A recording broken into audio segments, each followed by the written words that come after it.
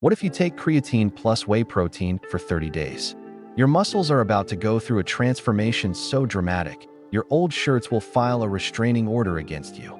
But here is the thing most fitness channels will never tell you. And by the end of this video, you will understand exactly what happens inside your body, day by day, based on the latest 2024 scientific research. Before we dive in, I want to give you a shout out in my next video. Drop your name, age, and where you are watching from in the comments right now. Seriously, do it. I read every single comment, and your name could be featured next. Now let us get into the science that will change how you think about these two supplements forever. Days 1 through 7, the loading phase and initial cellular changes. Let us begin your 30-day journey. During the first week, if you choose to do a loading phase, you will be consuming approximately 20 to 25 grams of creatine monohydrate daily, typically divided into 4 to 5 servings of 5 grams each. Simultaneously, you will be increasing your whey protein intake to reach optimal levels, which current research suggests is approximately 1.6 to 2.2 grams of protein per kilogram of body weight daily for those engaged in resistance training. From day 1, the creatine you consume begins absorbing into your bloodstream through your small intestine. The absorption rate of creatine monohydrate is approximately 99% when taken with adequate water, making it one of the most bioavailable supplements you can take. Once in your bloodstream, creatine is transported to your muscle cells via creatine transporters, which are specialized proteins embedded in your muscle cell membranes. These transporters actively pull creatine into your muscle cells against a concentration gradient, which requires energy but ensures your muscles can stockpile this valuable molecule. By day 3 or 4, you will likely notice the first observable change. Your muscles will start looking fuller. This is not your imagination playing tricks on you, and it is not body fat. This is intracellular water retention, meaning water is being pulled inside your muscle cells, not underneath your skin. Creatine is what scientists call an osmotically active substance. When creatine concentrations inside your muscle cells increase, water follows through osmosis to maintain proper cellular balance. Research published in the Journal of Athletic Training found that this increase in intracellular water can add 2 to 4 pounds of body weight during the first week alone. Some people panic when they see this scale increase, thinking they are getting fat. Please do not make this mistake. This water weight is beneficial for multiple reasons. First, it increases the volume of your muscle cells, which can trigger anabolic signaling pathways that promote muscle protein synthesis. Cell volumization has been shown in studies to reduce muscle protein breakdown and enhance protein synthesis simultaneously. Second, a well-hydrated muscle cell functions better, recovers faster, and is more resistant to damage during intense training. During this first week, you may also experience some gastrointestinal discomfort if you are doing a loading phase. This can include bloating, stomach cramps, or loose stools. Do not worry. This is common and usually resolves within a few days as your body adjusts. If the discomfort is significant, you can simply skip the loading phase entirely and take 3 to 5 grams daily from the start. Your muscles will reach full saturation within 3 to 4 weeks instead of 1 week, but the end result will be identical. On the protein side, during this first week, your body is adapting to the increased amino acid availability. If you were previously consuming inadequate protein, which most people are, according to research, you will notice that your post-workout recovery feels different. The soreness you typically experience 24 to 48 hours after training, known as delayed onset muscle soreness, may be slightly reduced because your body now has sufficient building blocks to repair damaged muscle fibers more efficiently. One immediate effect that many people report during this first week is feeling more satiated after meals.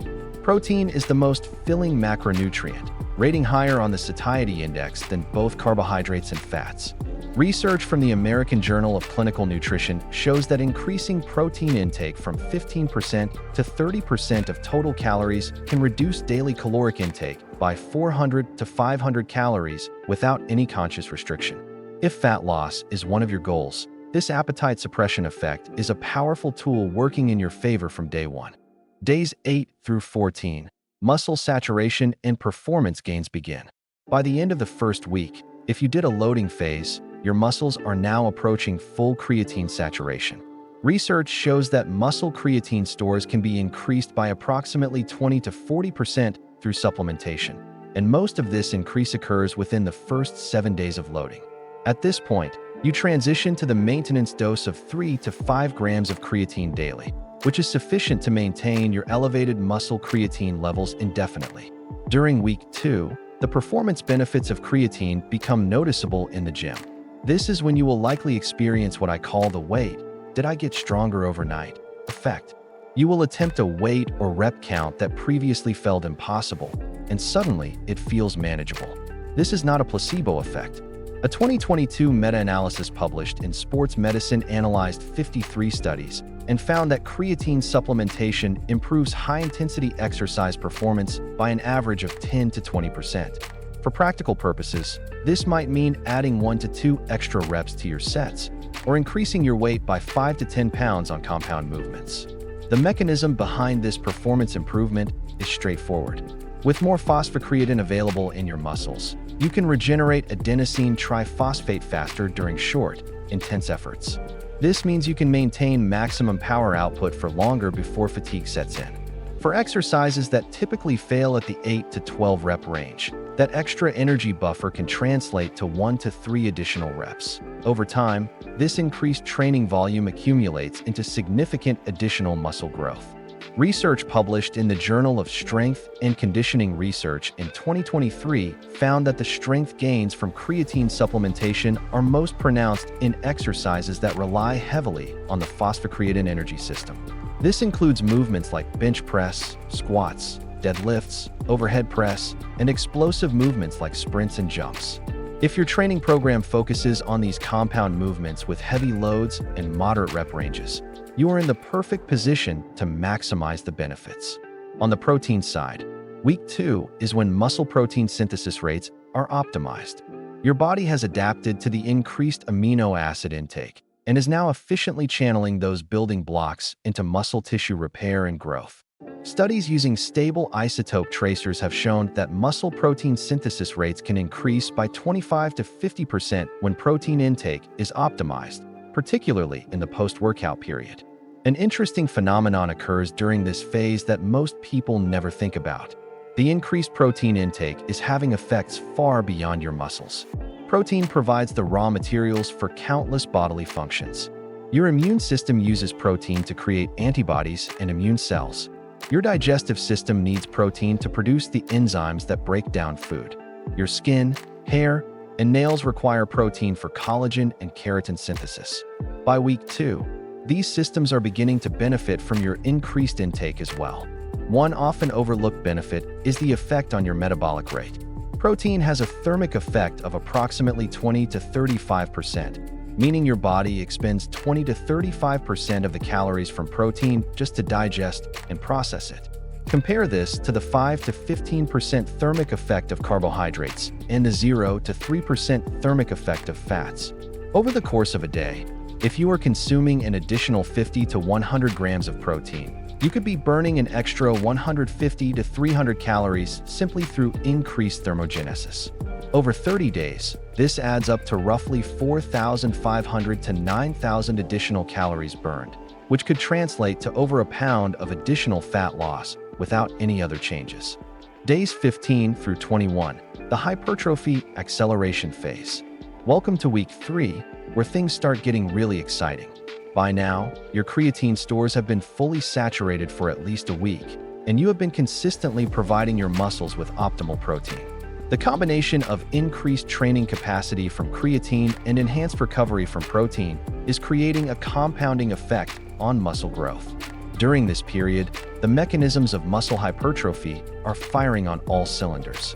Muscle growth occurs through 2 primary pathways: mechanical tension and metabolic stress. Mechanical tension refers to the force applied to muscle fibers during resistance training.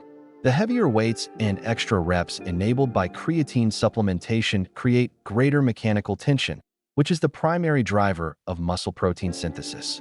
Metabolic stress refers to the accumulation of metabolic byproducts during training, which triggers anabolic hormone release and cellular signaling cascades. The increased training volume you can achieve with creatine also enhances this pathway. A fascinating study published in Medicine and Science in Sports and Exercise in 2023 tracked muscle thickness using ultrasound imaging in subjects taking creatine plus protein versus placebo over a 12-week period.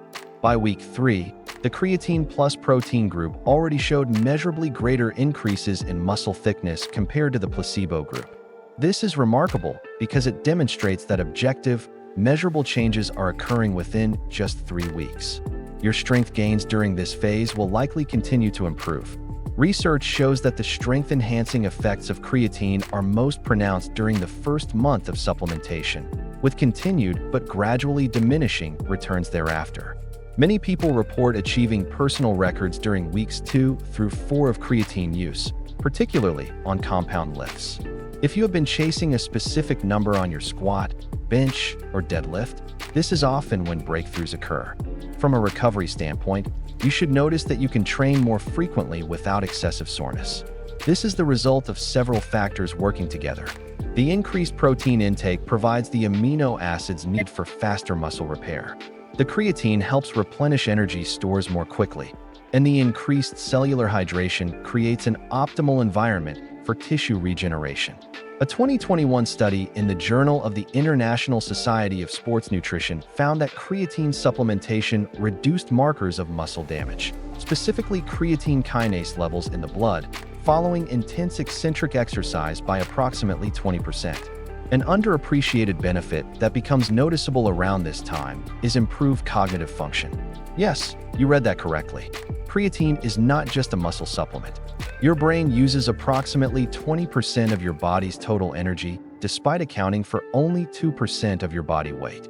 The phosphocreatine system plays an important role in maintaining brain energy levels, particularly during periods of mental stress or sleep deprivation. Research published in Psychopharmacology has shown that creatine supplementation can improve short-term memory, reduce mental fatigue, and enhance cognitive performance under stress. So not only are your muscles improving, but your brain is benefiting too. Days 22 through 30, consolidation and visible results. You have made it to the final stretch. By week 4, the cumulative effects of consistent creatine and protein supplementation are becoming visually apparent. This is when friends, family members, and that random person at the gym start asking what you have been doing differently.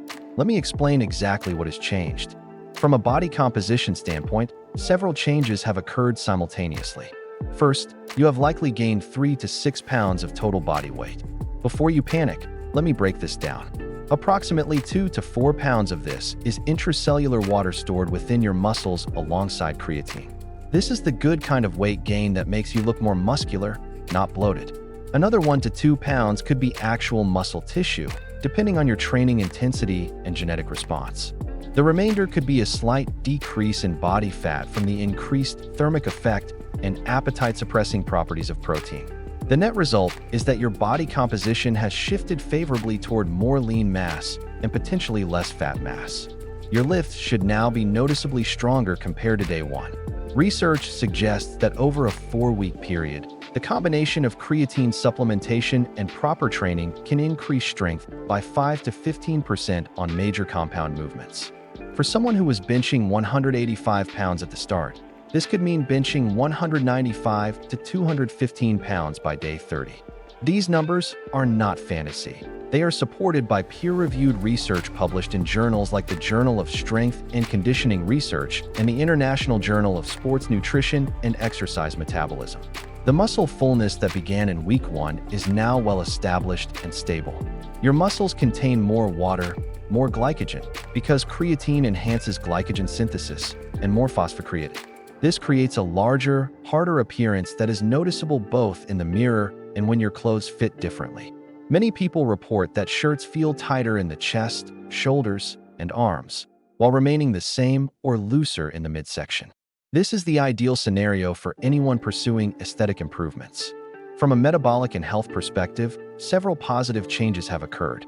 Your blood pressure may have decreased slightly, as research shows that higher protein intakes are associated with modest reductions in both systolic and diastolic blood pressure. A 2022 meta-analysis in the American Journal of Hypertension found that increasing protein intake by 25 grams per day was associated with a 1.76 millimeter mercury reduction in systolic blood pressure. While this seems small, it represents a meaningful reduction in cardiovascular risk over time. Your immune function has likely improved as well. Protein provides the building blocks for immunoglobulins, the antibodies that defend your body against pathogens. Research published in the British Journal of Nutrition found that insufficient protein intake impairs immune cell production and function. By maintaining optimal protein intake over 30 days, you have supported your immune system's ability to protect you. One benefit that may just be becoming visible by day 30 is improved skin, hair, and nail quality. Protein provides the amino acids necessary for collagen and keratin synthesis. Collagen is the primary structural protein in your skin, providing elasticity and firmness. Keratin is the protein that forms hair and nails. The skin epidermis turns over every 40 to 56 days, so you are roughly at the midpoint of this cycle. However, some people report noticing stronger nails and shinier hair by the end of the 30-day period, with continued improvements in the weeks that follow. Your 30-day transformation summarized.